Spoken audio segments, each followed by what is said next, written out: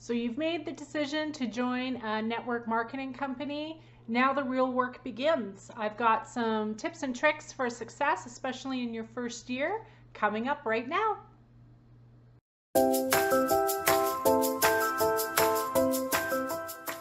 Hey, welcome to the pantry. So making the decision to join a network marketing organization is never easy, but you've made that decision. Congratulations. And now we need to launch you into your first year of business. We've got some tips and tricks here on how to achieve success, especially when you're starting your business. And for those of you who have been around for a while, you may see some new things in here. So hope you enjoy, and here we go. We're going to launch right into these tips. Success tip number one, and probably the most important one, is you need to make the decision to work. You've made the decision to join the company, but now we actually have to make the decision to get down to work. This is going to look a lot different than perhaps any career you've experienced in the past, and there's a lot of work ahead of you. I think a common misconception with network marketing firms is once you join, you can just sit back on your laurels and watch the cash roll in. Well, that's not true. You need to put in the work to see success. So now that you've decided to be an associate of a network marketing organization, you need to decide to do the work of an associate of a network marketing organization. Make that decision and everything else is going to be a lot easier. Tip number two, set up your home office for success. Now, you don't need a formal home office setting. A simple corner in a room is sufficient, but make sure you have a dedicated space where you can get your work done. If this is your first time working from home, you may want to check out my blog post here about tips and tricks of working from home. One of the most important being is having a dedicated office space for you to get your work done. Tip number three, make a business plan. Start setting some goals and start creating action steps to get you towards those goals. Without a business plan, it's like driving without a map. You may eventually reach your destination, but with a business plan, it's going to make that route a little bit more direct and a little bit more guiding as you make your way through growing your business. So make a business plan. There's lots of great templates out there, and I'm going to be sharing a template here in the next few weeks as well. Tip number four, don't get bogged down with organizing your file folders. This is an analogy. When I first started working from home, one of the best pieces of advice I was given was just do it. Just start building your business and finding clients. Don't get bogged down with creating a filing system or having red file folders for clients and blue file folders for travel commitments, but just start doing the work. Once you start getting some customers, then you can put some organization in place. But right now, your time needs to be spent building your business. So don't get bogged down with those red file folders. Tip number five, manage your time. Especially if you're working from home, there's a lot of distractions that can get in the way. So we need to set aside some time to devote to our business. You may also want to check my blog post on how to manage your time here. Lots of great information there on how to schedule times and schedule blocks of time to be strategic in building your business.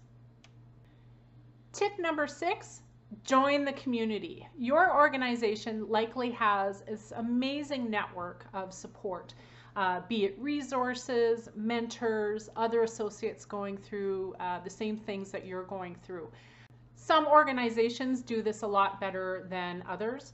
I have quite a few friends who are with Rodan and Fields, and they sell skincare, and they support each other. They're always rooting for one another's success. It's like there's this peaceful gang, but where all the gang members have like really good skin. So join your community, find out what resources your organization has and what support in terms of mentors that your organization has, and tap into those people. Tip number seven, seek counsel from outside of your organization. So it's very important that you do tap into the resources and the mentorship within your company. But there's a lot of people who have paved the way with sales success and business development success who weren't in a networking marketing organization. I would recommend reaching out to them too. There's probably things that they have learned being in their industry that you can now turn into a positive for your industry as well. So seek counsel from others outside of the network marketing world and tap into the knowledge that they have. Tip number 8, don't lose sight of who you are. I feel this is one of the more important tips, especially when you're first starting out. You're very excited right now, and there's a lot of information coming at you quickly about the things you have to learn, and it can be all consuming. And your friends and your family, they supported you long before you made this decision. So certainly don't lose sight of who you were before this decision, and stay in touch with that side of you. It will actually help your business succeed because it becomes more personal. It becomes more authentically you. So don't lose sight of who you are and become this all-encompassing person with this company. It's one facet of your life. It's one facet of your personality. So don't lose sight of that. Tip number 9, don't alienate your friends and family. So alongside with tip number 8, what often happens with people who are starting with a network marketing organization, because it's all encompassing, they can tend to be over the top when it comes to branding and being this new person with this new company. As I mentioned before, your friends and family loved you for who you were. And in posting too much, especially on social media, posting too much on social media about your company and the things that you're selling, it can rub people the wrong way. You need to find a healthy balance when you're posting on social media about things that are personal and authentic to you and things that are professional with your business. If you're having a hard time differentiating the personal from professional, I would even recommend getting 2 separate platforms. So for example, on Instagram, having a personal platform as well as a professional platform might be a better fit for you. And then you can post your professional stuff on that platform. That way you can create a lot of professional posts and keep it in the professional platform world. And then your friends and family can still see who you are and what you are authentically doing in your life. One of my favorite quotes is, sometimes the people around you won't understand your journey. They don't need to. It's not for them. There's a lot of wisdom in this quote. It's especially telling for people who are in network marketing organizations, because you are going to run into people who just don't understand what it is you're doing. And that's okay. It's not their journey, it's your journey. On the flip side, though, you will start talking to friends and family who just aren't as excited as you are about your company. And you need to be okay with that too. Because on the flip side, this isn't their journey. They have a different journey in mind. So perhaps you're trying to either sell them on the product or even recruit them to your organization, and they may have said no. Now you could argue that away and say, well, they're saying no because they're afraid of taking risks, or they're saying no because they think they don't have the time, or they're saying no because there isn't money in it right away and they need a steady income right away and they can't take that financial burden on.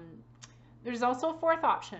They're saying no because they don't want to sell essential oils. They have a journey and they have goals for their life. And sometimes it does not include selling skincare to friends and family. So in the same way that you want people to respect your journey, please be respectful of other people's journeys. And if someone says no to you, ask a couple more questions to find out why, but please trust that maybe they're saying no because they need to focus on their journey and this isn't part of their plan. And success tip number 10, be okay with setbacks. I tend to say this a lot because setbacks are inevitable, and it definitely is going to be in your first few years of business, especially if you've never done this before. Business development is a skill that you need to keep sharp and learn more about. If it's your first time developing a business and finding clients and customers, you're going to see setbacks, but you're going to learn from them as well. So please be okay with setbacks. It doesn't mean that you're not doing a good job. It doesn't mean you're not succeeding. It means you had a setback, and it means you've learned something, and now you're going to try a different way of doing things. So welcome the setbacks if you can, learn from them, and then get back on that horse and keep selling.